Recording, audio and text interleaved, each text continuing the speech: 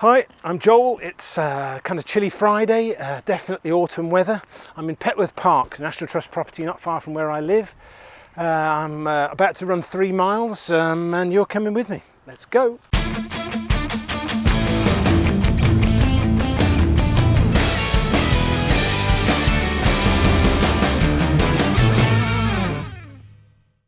Today I've got the pleasure of running with Efrem Brynin. Thank you so much for coming, Efrem. My pleasure. It's a real pleasure to meet you. Keen-eyed amongst people watching this might have spotted that you were on, which season were you? Second season. The second season or as it's otherwise known, the best season. The best season, I definitely was my favourite, of S.A.S. Are You Tough Enough, which is... Who Dares Wins. Who Dares Wins. Who Dares Wins, beg your pardon, that's right. One of my favourite shows. I really respect anybody with the guts to put themselves in the line of that kind of beasting for as long as you did. And where was your season? Was in the Andes, was it? Ecuador. Ecuador, beg your pardon. So we flew out to Ecuador on the 1st of May 2016, I think it was. It was my birthday. Was it? Bizarrely enough, yeah, my 44th birthday. How long ago was this? 3.5 years. Huh. Yeah, so what am I now, 47, something like that. So yeah, we flew out there. It was good. It was a great experience to go somewhere in the world that you'd never really go. And how did you see the previous season and think, I'll have a go at that? Or? I did. Yeah, so I watched... Afternoon? I watched the first series, which was set in South Wales. And I thought, yeah, why not? Have you always been interested in that kind of thing? I wouldn't say I was necessarily interested in doing something like that. I enjoy that side of things. I have a huge interest in our forces. Yeah. And it seemed a more authentic show than some of the previous ones. To be honest, I just entered it with no thought to getting through it. Really? Or being selected to do it. And it just happened. Well, let's run up this way towards Petworth House, then we might have to turn back or run across the front. Honestly, I have no idea where I'm going. So your story was on the show was quite surprising. I remember watching it at the time and being quite shocked when the directing staff pulled you in and you explained some of your motivation for being there, and that kind of leads on to why you're wearing the sweatshirt that you're wearing. Yeah. Some of the stuff that you've done subsequently, because your son was a soldier, right? Correct. Yeah, so James deployed out to Afghanistan as part of the Brigade Reconnaissance Force. Right, how long ago was this? This was in 2013. Right. Eric 19. And so he was how old? He was 22. Right. He'd been before. Right. It was his second deployment. So how long had he been in the forces for? Good question. 3 years? 2 years. 3, I think. 3. So he's quite experienced. In that sort of industry, I guess. So it was his second tour. He was attached to the BRF through 14 signals. He was a loot operator, and he was really quite excited to be going, to be fair. They'd done all their pre-deployment training over the previous sort of 6 months, so we've not really seen a lot of him. Right. Where was he stationed at the time? In Brawdy, South Wales. Okay. Right down by Haverfordwest. Right, so he'd been away for some time and you hadn't seen him. Presumably you'd been, emailing and texting and phoning and stuff. Yeah, I mean, he used to come home as much as he could. It's a hell of a long way from us to there. Sure. Everything's a long way to Brawdy. Yeah. But, he liked being home, so we saw him probably about once a month. When he's on PDT, we could go quite some time without seeing him, but we generally get, emails or texts or something like that. But no, so he deployed out late August 2013, and he was unfortunately killed on October the 15th, 2013. Really? Yeah. And it was a blue on blue incident. He was shot by another. It was, but we try not to sort of reflect too much on that, on the basis that it drives you mad. Yes, yeah, totally. It should never happen. Well, the incident itself, they were responding to a Taliban action, so the catalyst was there. It was just unfortunate that some someone wasn't really operating at the right level. How I horrifying. made a horrific mistake. I remember watching at the time and being aghast, and then I watched this back on YouTube a week or so ago, and it really brought home to me the fear it must have shot through you, because you know my kids are younger than yours, Yeah. but to know your kid is in harm's way Yeah. and then get that presumably phone call must have been just, I don't know what I would have done. I really don't. And No. you were on the show, you were so strong and kind of matter of fact about it, and you've dealt with it in such an interesting way subsequently. But Yeah. I question how I would have, well, I think we'd all question Yeah. how we would have handled that. I think it's one of those things you hope never to have to see the answer to. Yes. And we were more concerned on his first deployment because it was the first time. I don't want to say we were more relaxed. We were more in tune with, you know, the lack of comms, Yeah. all that sort of side of things. So we'd kind of grown used to that, if that's the right word. Right. James was hugely capable as well. Not that that means he's going to be okay, No. but you kind of hope that, you know, his ability. Yeah, he's resilient, I'm sure. Yeah, he's a really fit, strong guy, unlike me at the present moment in time. So he was, yeah. But you think about it, when we dropped him off at Broady, both my wife and I looked at each other. We were clearly both thinking the same thing, but everyone must do that. Yeah. We kind of thought, you know, there's 10,000 of them out there at the moment, and everyone must think the same thing. Unfortunately, it was us and James that was lost, and we just had to deal with it. It was hard. It's particularly hard with the military death because there was a lot of interest. The previous military death had been Lee Rigby, Right, yeah. so you know, it'd been a while.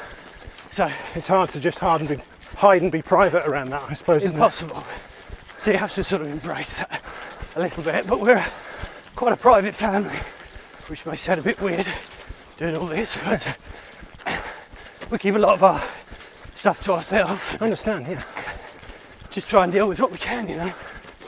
So, and how long after that? Because you were away at the time, weren't you? Weren't you abroad? No, we were home.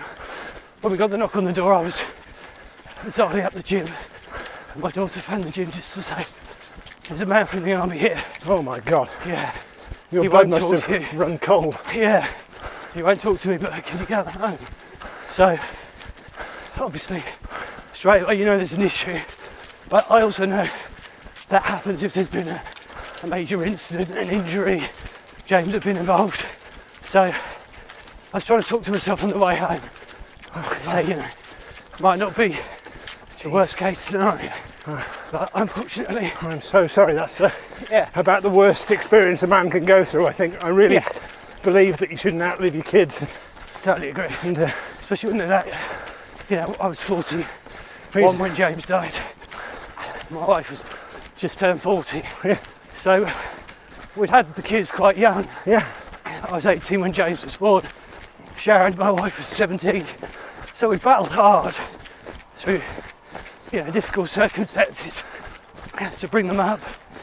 And we were just starting to enjoy, you know, holidays away on our own, yeah. having a bit more cash, that sort of stuff. And also be able to share your son's interest, I presume. Oh God, yeah. I mean, James was an exceptional footballer. He represented Sussex County at FA and schools FA level. Selected for English schools and colleges, so he was an exceptional sportsman. Wow. Yeah, and we'd always had huge shared interest in sport and music, cars, all sorts of stuff. Right.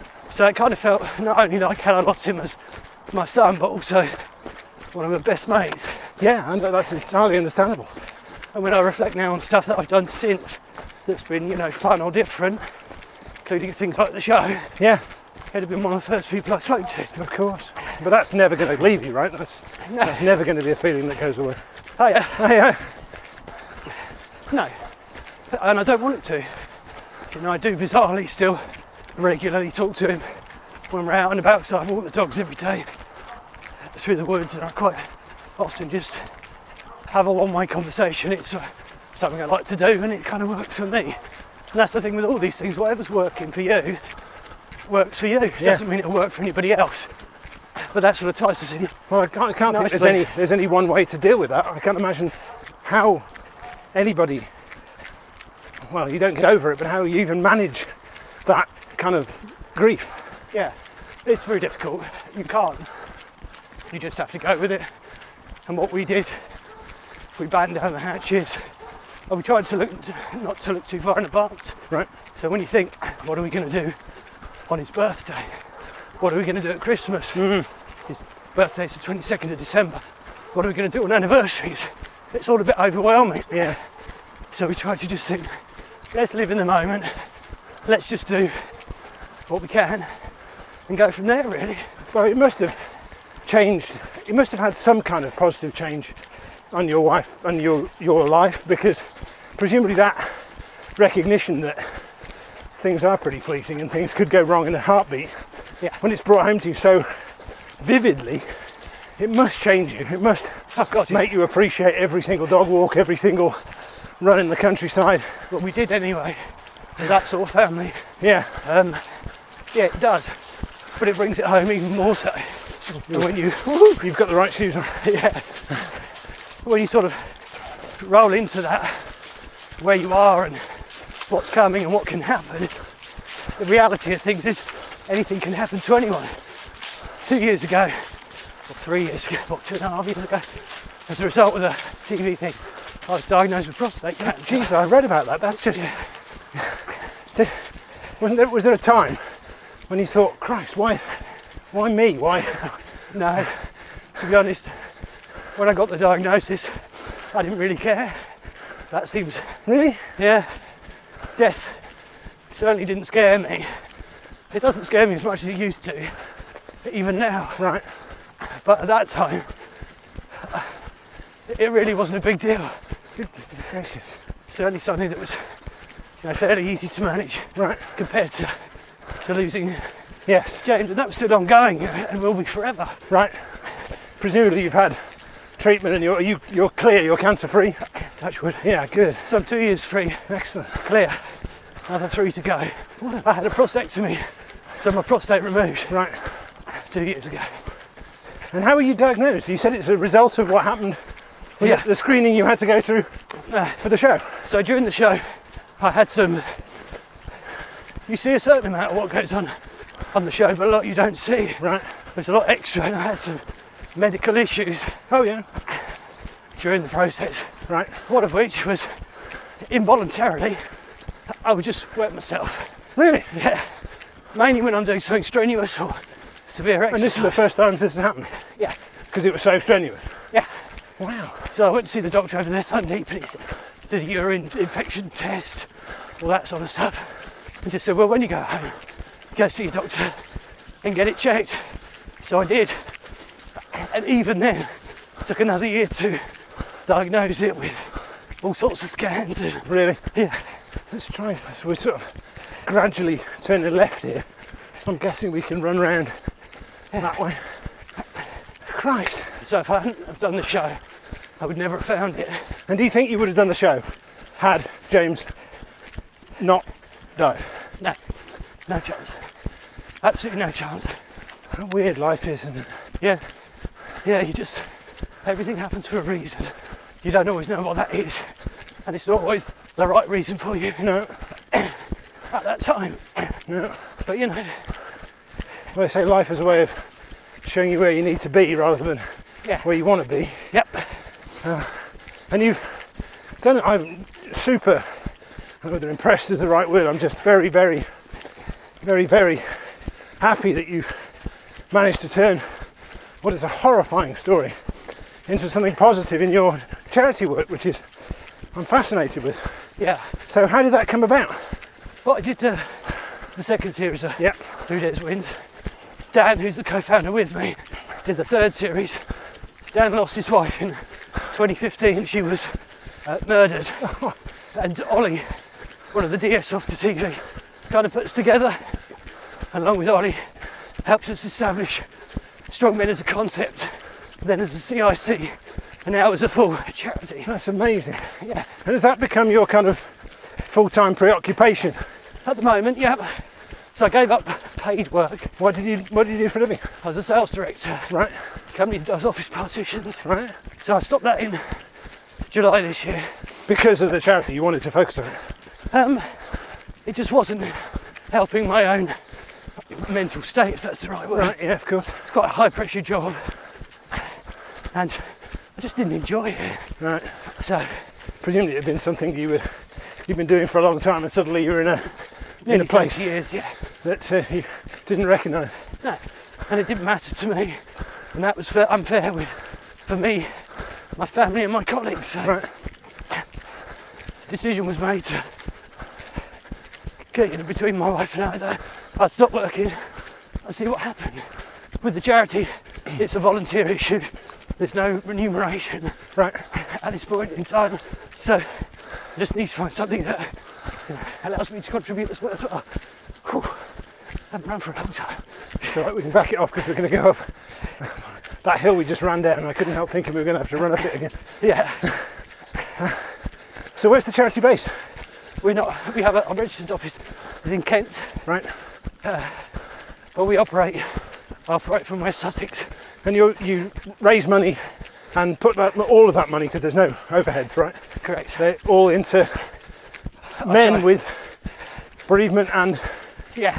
So it's a bereavement support charity for men, specifically at the moment, who have suffered loss like us, right. to try and help their mental health, their physical health, just to give them a bit more positive in their life, create little communities and allow them to, have a big positive impact into their lives rather than sometimes being isolated or the other issues that come. Well, I think it's really heartwarming that so much more is being talked about mental health these days, and men have got this self-perceived need to be strong and tough and Yep. a rock, and you can't show weakness, which is ridiculous. Yep. Because it doesn't make you any less strong. If you can go through the S.A.S selection course and then you get upset at a bereavement, that's only human. That makes you a human person. I think it shows a lot of courage to be able to admit Immense courage. vulnerability and issues. I think it's quite the opposite. I think there's a lot's been spoken about it now in comparison to previously, but still a long way to go. But we're just trying to create something so people can, without counselling, without medication, that they can help themselves as part of their little groups. So to create like a resilience. Right. Is that how it works? People sort of congregate into sort of self-administered groups, and then I noticed you did a big walk up Snowdon recently, didn't you? Yeah. That looked like a lot of fun, actually. Yeah, it was. It was great. So the idea is to take a group of roughly 25 to 30. It's downhill now. Take them out and about, encourage them to find that community spirit amongst people that have suffered like they have, who have the same experiences. And what we do is we marry into that a bit of physical work, like climbing stones and other activities such as zip wiring, go-karting, canyoning, that sort of thing. Go right up there. That people may not do normally or may not make time for it. Whew.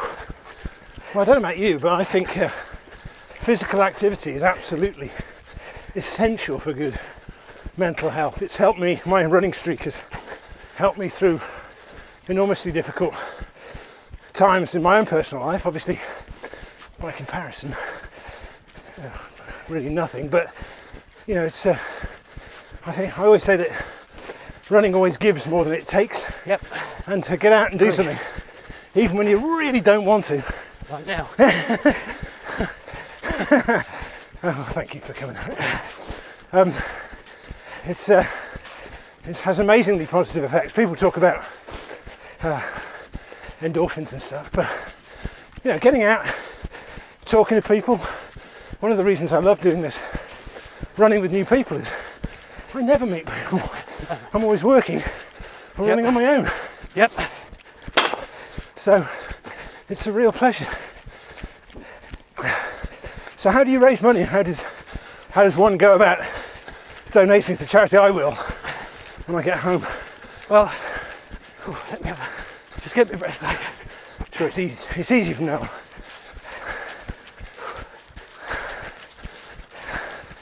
Oh. Do you do fundraising events, or does everybody kind of do their bit? Yeah. So we got an initial grant from the Awards for All lottery of 10,000, right, which helped us establish by domain names, computers, that sort of thing. Yeah. Since then, we've self-funded through donations. People undertake events. We've had a team that climbed Mont Blanc. Really? Ollie part of that. And two or three of the guys from the most recent series of S.A.S, Milo, Corbin and Mark. Milo and Corbin lost their brother in Afghan. Mark's wife committed suicide, so they're aware of the need. And so we self-raise, but we need to really kick on. We have, last time I checked, 700 people on our waiting list. What, to come on a course, or to come on a course? Yep. We have the next 3 are full, so that's 75 people. How often do you run them? We've done 2 so far in the first year. Whew. We plan to run a lot more. We plan to run them. Let's all go back to where we started from. We plan to run consecutive courses, so potentially I'll run one and Dan will run one. Oh yeah. On the same weekend, so we can see double the amount of people. But it's all down to funding. And the charity pays for all the whole thing. Yep. Wow. So we pay for every event. We clothe them, we feed them. Yeah, that's important to us. So how many people do you think you've helped to date? We've had 50 on the 2 courses. It's definitely impacted every single one of them. I bet. It must have impacted you as well. And it has, absolutely. You must have made a load of friends, and especially friends with people who really understand your pain. Yeah, we've got a massive group of friends now who understand the principle, like we understand their principle, and that will only grow.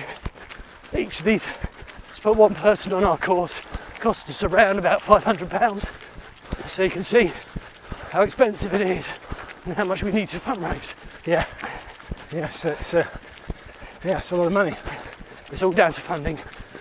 Unfortunately, in terms of applying for grants with other departments or charities, we kind of fall through the railings a bit. We've got, well, so far we've had, I think it's 52% of the people that have been through our courses are military veterans, right, or related. Yet if you approach a military charity, they're not really willing to help you because they do their own thing. Yeah, it must be difficult. It's impossible. So we need to really raise funds through corporate backers, through companies, as well as grants as well. And hopefully what that will allow is for me and Dan to take more time in the charity. Yeah, because Dan works presumably. Dan works full time. Yeah. Got 2 young kids, so it's all about time and funds, you know. That's the tricky part. Well, Efrem, that was a good 3 miles. Whew, that was, well, it's a real pleasure. Thank you so much for sharing your story. It must be, well, I don't know, I feel kind of bad because I asked you, but, you know, if it's inspiring to people, if people want to get involved, I guess it's worthwhile in sharing your story. I hope it wasn't painful. I really do appreciate you coming out. Let's go back to what you were saying about how can people help. We have a website, which is strongmen.org.uk. We sell merchandise, which helps us. There's a donations page. Right, I'll go and do that when I get home this Thank evening. you. I'm very moved by your story. It's crazy what you've been through, that and cancer and all the other bits and bobs. Jesus, wow. Yeah, it's been a challenge. No kidding. But hopefully we'll make some positive out of it. I know we have done already. Yeah. We can't do anything about losing James, unfortunately. kind of where it is, and It's that's what we've it's accepted. a sad story, but I'm sure he'd be extremely proud of what you've done I think so, in his yeah. name. Yeah, and we've been careful to try and do it in the right way. You know, we don't want to dilute it. We don't want to veer off and look at psychiatric treatment and counselling and I medication. think you're doing exactly what, if Yeah. I was in that position, I'd want that. Yeah, It's a bit of that's what we friendship, said. camaraderie, exercise, Bit of fun. fresh air, fun. Exactly, that's exactly what we base it on, is what would we want to do and what would we not want to do. Yeah. And a lot of people don't. Whenever people do these things or they go to a counsellor, that counsellor probably hasn't experienced what you have. So Yeah. they may be extremely well qualified, but they don't have that empathy. That's And everybody, presumably, that you've been now in contact with has at least some insight into Yeah. what you've gone through. Absolutely. Well, fascinating. Listen, thank you so much. Pleasure. It's a real nice I to enjoyed meet you. it. What did I enjoy it? It's harder than I thought. I haven't run for about 6 months. Well, it was. It's going to give you more than it took from you. So Yeah, it always in the does. long run, it's probably a good thing. Yeah. Well, thank you so much. If you enjoyed it, please subscribe and like and all that sort of jazz. And we'll do it again soon. Ephraim, thank you again. Really My pleasure. appreciate it. Thank you.